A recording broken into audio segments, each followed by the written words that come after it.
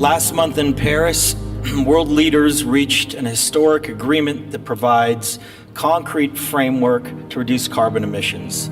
This was an important first step, but we're a long way off from claiming victory in the fight for our future and for the survival of our planet.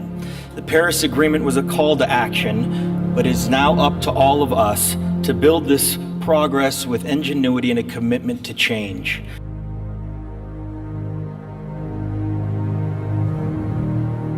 Together we are fighting to preserve our fragile climate from irreversible damage and devastation of unthinkable proportions. In Greenland and in the Arctic, I was astonished to see that ancient glaciers are rapidly disappearing, well ahead of scientific models.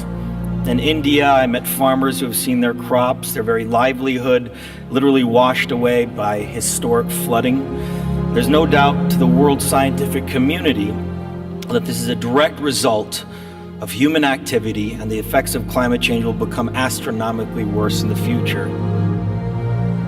That those who deny the reality of climate change will also find themselves less economically successful.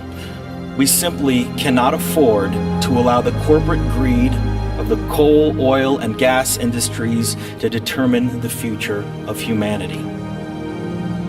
Last week, President Obama told those who continue to deny the irrefutable science behind climate change they will find themselves increasingly lonely in a swell of voices calling for action.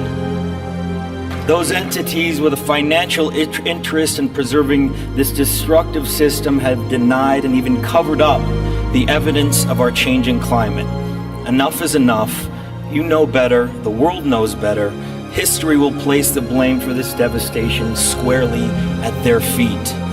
Our planet cannot be saved unless we leave fossil fuels in the ground where they belong. Professor Mark Jacobson and a team of researchers at Stanford University have proven that we can meet the world's total energy demand by using existing renewable technology by 2050. To make that potential a reality, we need the collective will and conviction of political, business, and philanthropic leaders like all of you. This transition is not only the right thing for our world, it makes clear economic sense, and it is possible within our lifetime. A shift of this magnitude will save nearly $42 trillion in global energy costs while creating 20 million new jobs.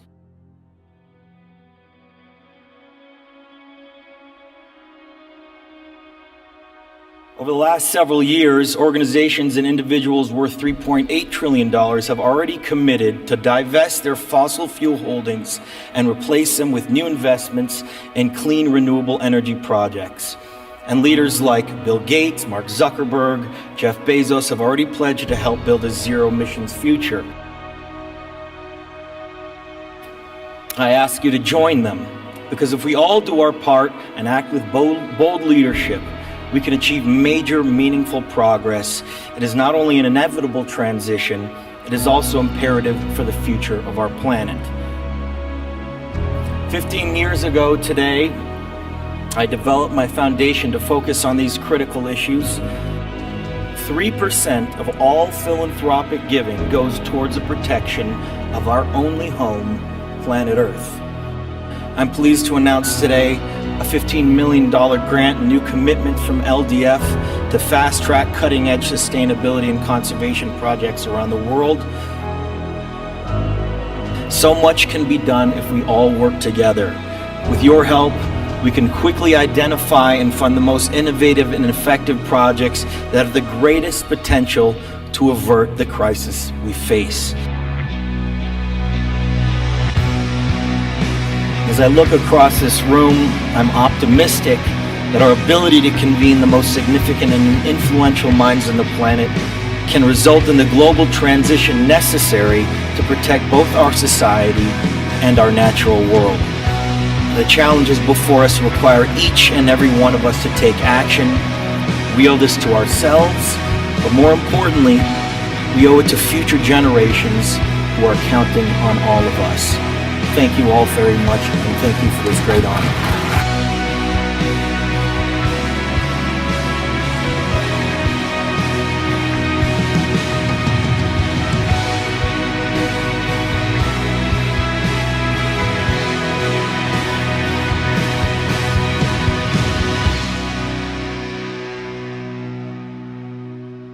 Generosity is the key to our future.